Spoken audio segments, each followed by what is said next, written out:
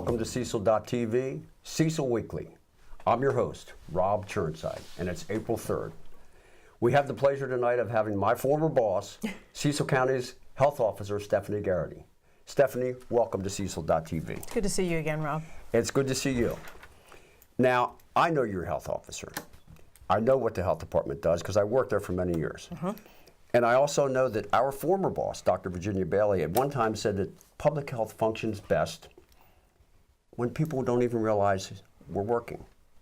That's been a few years and things have changed vis-a-vis the mission and the duties of public health. Tell us a little bit about Sure. Our vision remains healthy people, healthy community, healthy future. That hasn't changed since Dr. Bailey's tenure. And our mission remains the same too. We need to continue to work to improve the health of Cecil County, but we can only do it in partnership with the community. We can't do it by ourselves. And we do that by providing leadership to find solutions to our health problems and developing policy and programs to fill gaps and making sure that we have quality health services in the community for everybody. Now that's very similar to the health department's mission years ago. But things have changed a little bit with the introduction of the Affordable Care Act, also known as Obamacare. More people are insured now, and whereas in the past, local health departments were direct service providers. That's changed for us. We're becoming less of a direct service provider and more of a planner, strategic planner, convener, building partnerships, seeking new funding, new programming, and things like that. Right, right. And yep. What exactly is your role in all of this? Sure. Okay. I've been thinking about this a little bit and trying to articulate it in my mind, and I think concisely I can say I lead a very, very dedicated cadre of public health workers and professionals. I think it's my job to create and nurture partnerships, which I mentioned before is critical to doing any kind of health improvement activity. I think I'm responsible to make sure that the taxpayers' dollars are wisely spent. And I think I'm also responsible for making sure that we offer quality programming and that we track the performance of that program, because I don't want to put money into a program that's not effective. Right. That's not good use of taxpayer money. And finally, I think it's my responsibility to ensure that health department staff give great customer service. Right. And that's my job.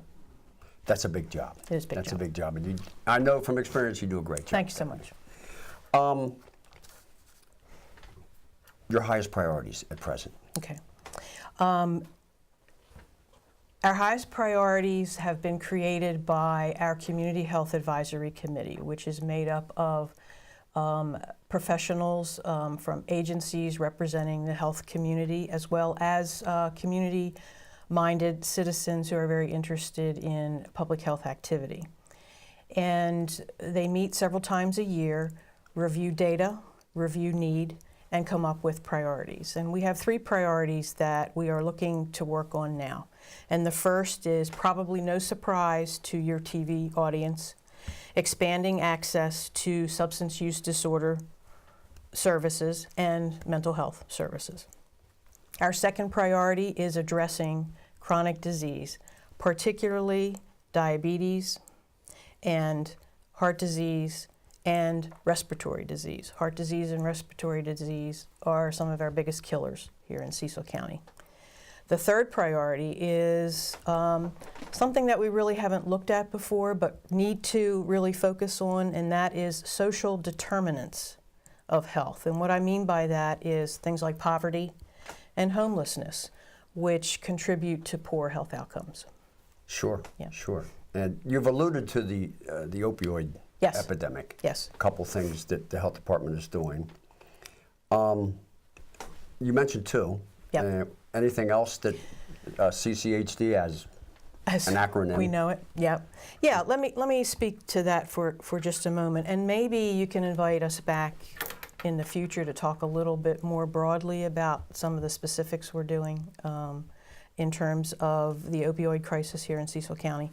As you know, as we all know, this is a nationwide concern. Overdose deaths are a nationwide concern.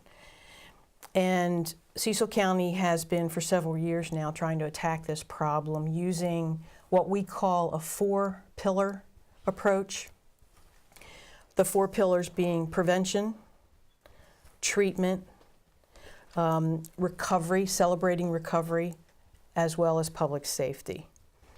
And all of those 4 pillars are supported by the community and partnerships that the health department has with community members to focus on this issue.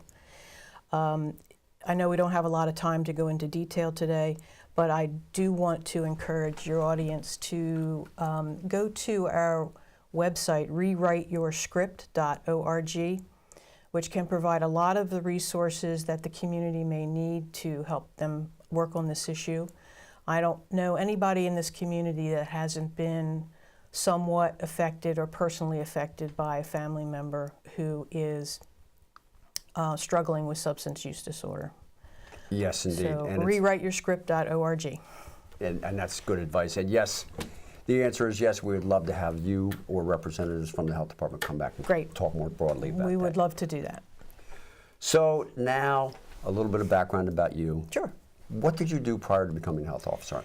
Well, I worked for about 20 years in both the private sector and public sector in services for older adults. So that would be like senior centers and senior services, long-term care such as assisted living and nursing home care and the like. Awesome. And then I just happened to answer an ad in the newspaper, and I was hired as the county's first deputy health officer, and then got the nod to be the health officer. So here I am. Happens quickly. I remember the whole deal. It does happen very, very quickly. You're right. And I also remember mentioning your name when at Upper Shore when they changed over somehow because they had a ping pong table they wanted to get rid of. And I took it to the sheltered workshop where I worked, and I was in heaven. I was getting paid to play ping pong. It's only 15 minutes a week, That's but right. still. That's right. Young guy, your that's a job. big deal. That is a big deal. Yeah, that's a big deal. Well, Public Health Week. Yeah. What's going on with that, and what's in it for the public? Okay, well, nationally, every year, the first full week in April is National Public Health Week, where local health departments, state health departments, and the nation in general help to celebrate the advances that public health has made over the years, and to celebrate the employees that continue to work in public health. This week at Cecil County Health Department, we are celebrating our workforce by offering some activities and some opportunities for trainings and the like to focus on continuing to improve on what we do. So Awesome. Very important, yeah. And that recharges the public health employees? And I hope so. It recharges me, gets me into the groove, and gets me feisty and ready to go to fight another battle on behalf of public health. And they're out there. And they are. And they are. And the public appreciates it. I know I appreciate it. And I thank you for coming on Cecil.tv. Thank you. Can I say one more thing? Yes. I would also encourage the public to visit our website, cecilcountyhealth.org, to find out a little bit more about what we do. And I would be remiss if I did not mention, because the public would be very interested in this, our upcoming rabies vaccination clinics for the month of yes. May. May I do that? Please. Okay. Saturday, May the 6th at Cecil County Health Department from 9 to 12. And also Saturday, May the 13th from 9 till 12 at Waterwitch Fire Company on Tome Highway. More information will be on our website, but I really needed to say that. The cost is $7 per animal, per vaccination. We try and keep that price very, very low for obvious reasons. And come on out and have fun, meet some friends and animals, and get your animal vaccinated. Just might bring my pups out. That's great. Thanks. Again, Stephanie, thank you. You're welcome, Rob. Good to see you again. And now we're ready to rock with Cindy Cantor, Superintendent of Recreation for Parks and Rec. Cindy, welcome to Cecil Weekly. Thank you for having me, Rob. Oh, our pleasure. You brought these rocks. They're part of tell us about it. These rocks are part of the Cecil County Rocks campaign. That is a community engagement campaign that we've started. We started May 1st, and the idea is to get people in our community, artists and maybe not so such artists alike going out. It's almost like a never-ending treasure hunt of painted rocks. People paint a rock, they hide them in plain sight in public areas, and someone finds a painted rock, and it just brightens their day. Oh, I would think so. So you're in a county park, and are the rocks like this, or are they faced? They all say They're two-sided. They are two-sided. They all say Cecil County Rocks on the back in case someone wanted to see what we're doing. They can go, there's hashtags, and they can go onto our Facebook page and learn more about our campaign. The idea is if you love a rock, you're welcome to keep it. All we suggest is that maybe you paint some additional rocks to put in its place so that the community gets more and more rocks out there and more people turn into explorers. Sure, it's kind of like Pokemon except more organic. Some people have called it close to geocaching, Okay, and I'm yeah. not even familiar with that much. But the hopes is that people in the community are going to maybe visit areas, beautiful areas of our county that they haven't visited in a while. And hopefully kids will get on board, and they'll encourage their parents to possibly go out and hunt for rocks or paint rocks. Anything to get people moving. Right. Now, this kind of rock is no good, right? Really? Oh, that's perfect. Oh, it is? It's all Yeah. rough and everything? Almost looks like a dog's head to me. Yeah. We Okay. could do something with that rock. We haven't Okay. found a rock that we can't work with yet. That's awesome, Yes. because that really broadens the whole deal. So I know you started this campaign not too long ago, right?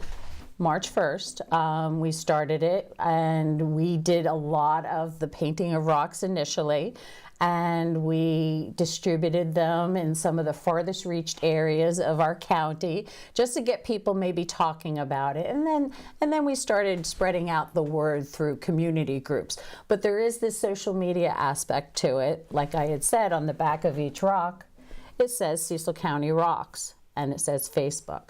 So you can go onto our Facebook events page and find the discussion groups of people. We have artists that are posting their rocks before they hide them.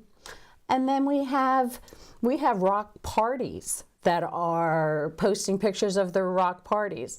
And then we have pictures of people that found a rock, and they'll name where they found a rock. Even some local businesses are getting involved, and I've noticed that they're posing with their rock in front of their business sign. So everybody's kind of finding a way to get involved in this campaign, and I think that's great. Sounds like a lot of fun, Cindy. And I Yes. know if you started March 1st and you've been superintendent of recreation for Parks and Rec in the county, I know you have other duties. What are some of your other duties? Well, yeah, basically our focus within our department is to enhance the quality of life. I think we do that through our parks, our playgrounds. We develop programs. We currently have about 150 youth to adult programs that I believe are low cost that people can take part in. We do after-school programs. We do summer camp programs. So we're doing adult exercise, youth lacrosse. We're all over the board with activities for the people of Cecil County. Yes, I remember my daughter played youth lacrosse when it first got started, probably when you came on board. Yeah, probably.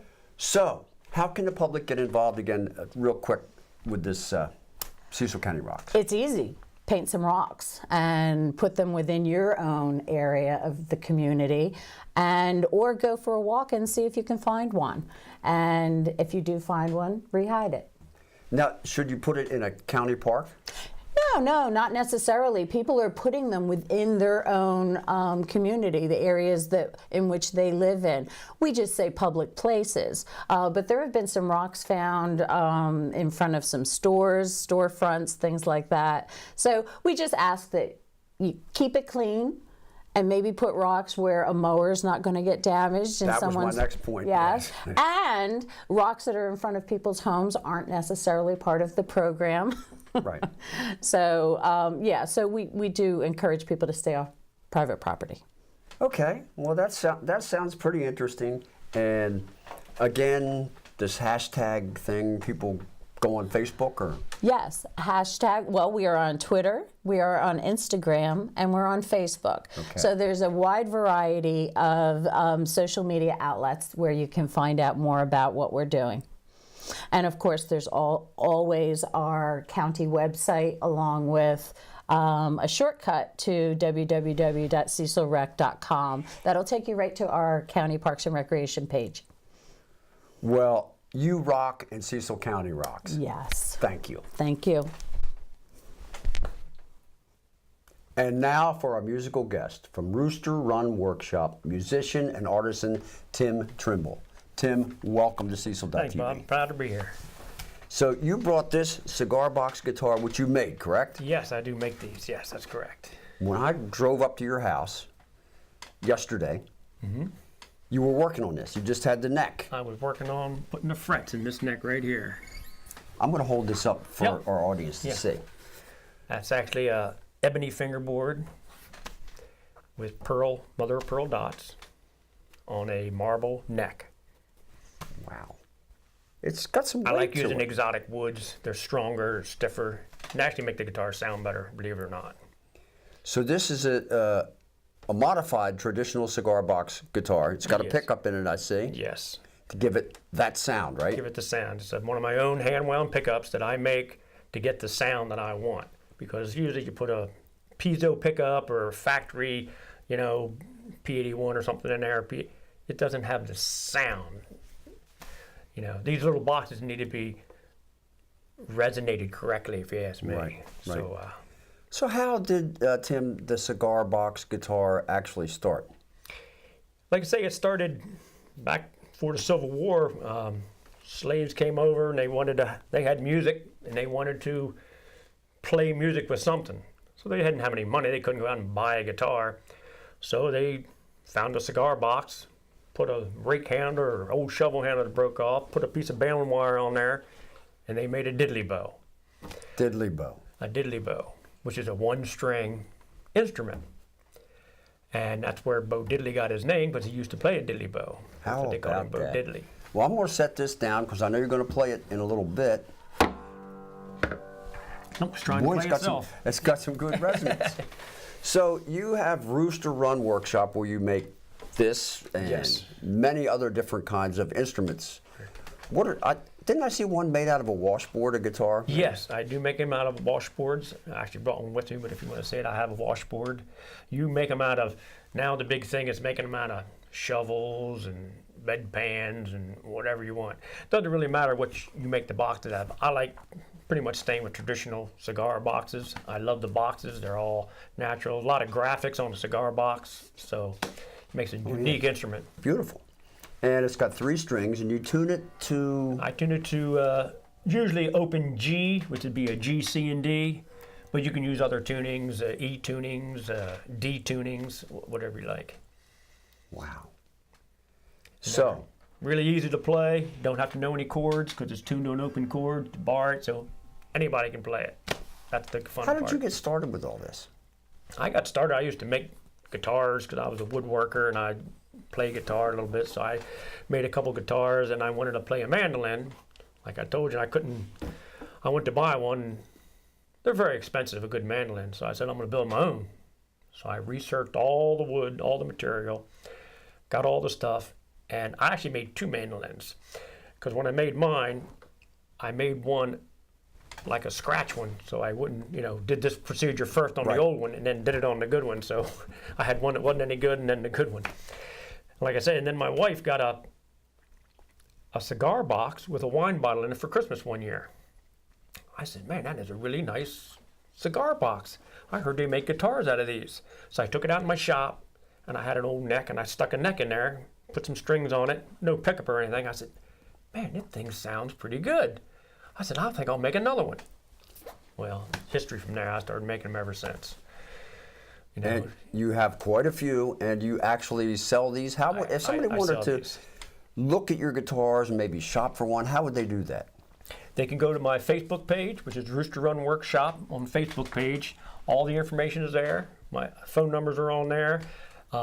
If you just punch in Rooster Run Workshop on YouTube, You'll get some videos of what they sound like, what they look like, and you can call. We're old school, so we like talking to people. So call us, and if you want a custom guitar, we can make it with any fingerboard material you want, any neck material, any box of your choosing. So we'll custom make them. So we're custom. You don't have to buy them off the shelf. A lot of people just want what they call freestyle, which is I just want you to build me one, because they know I'll build. They've seen what I build, so Right. I just build like this one. This is a freestyle. Somebody wanted a freestyle, so this is just a freestyle guitar that I built it. If it was a black box, I put a black fingerboard on there. It has gold inlays. I'll put gold trim. I'll go with the box. Tells me how to build them Sure. to make them look Beautiful. kind of aesthetic. And you're going to play for us? I will play for you a little bit with the chair. Rooster Run Workshop. Tim it. Trimble. Thank you. Thank you, Rob. Looking forward to hearing you. Pleasure.